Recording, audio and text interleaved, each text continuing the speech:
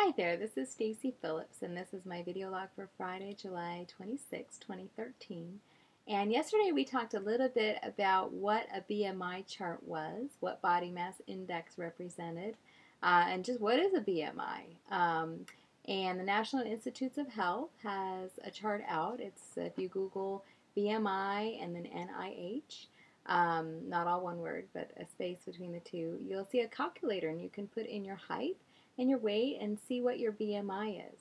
If your BMI is 25 to 29.9, you are considered overweight by the National Institutes of Health. And if your BMI is over 30, you are obese. So first of all, I just want to touch briefly on why it's important to be a healthy weight.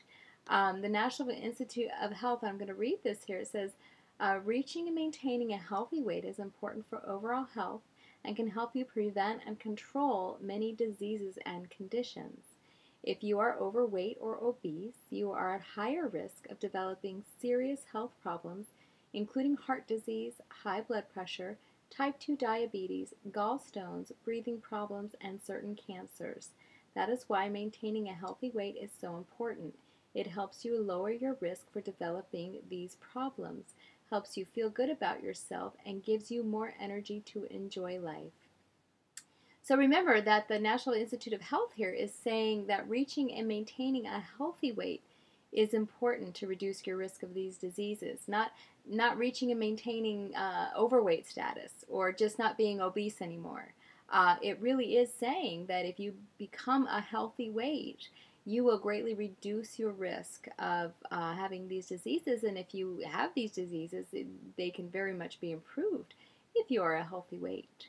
So that's why being a healthy weight is important. Now, what does this mean in your life? I mean, let's face it, we don't like to do things that necessarily we should do, or we ought to do, or we have to do, or something that comes out of a sense of obligation usually is probably why we haven't gotten it done yet, is because other people want us to do it, or other people say we should do it, or even our minds are telling us that we should really do it, we ought to do it.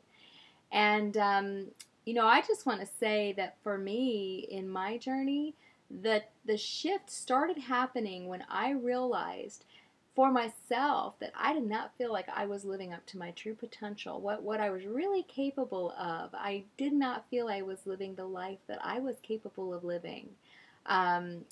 Being morbidly obese, a BMI of over 47, walking with a cane, my knees hurt, my legs always rubbed together, I'd always spill over airplane seats on the airplane and need a seatbelt extender, out of breath walking to the car, not able to get off the floor after playing with my son, my infant son, not able to get up off the floor without having something like a piece of furniture to steady myself. I mean, I just literally, you would never catch me sitting down in the middle of a floor with no piece of furniture nearby, because literally I couldn't even get up by myself, even on my hands and knees. It was so difficult. So what I want to tell you here is I grasped onto hope. Should I have lost weight? Sure. Ought I have lost weight? Yeah. Would the National Institute of Health told me that I was obese? Yeah, but that wasn't enough for me to really, truly desire to become optimally healthy. That had to come from inside of me. And it had to come from the hope that I could attain something that was, A, had eluded me all my life, but B, I could really attain optimal health, that it wasn't too late for me. And I think perhaps some of us think our glory days are behind us. They think, we think that, well, I was in my best shape in high school and that's just never going to happen again. And I'm here to tell you that's just not true.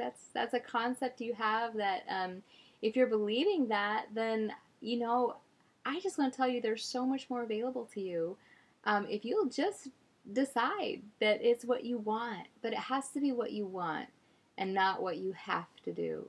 So, think about your motivations. Think about what you want. Think about if someone were to offer you optimal health today, right now, in their hand.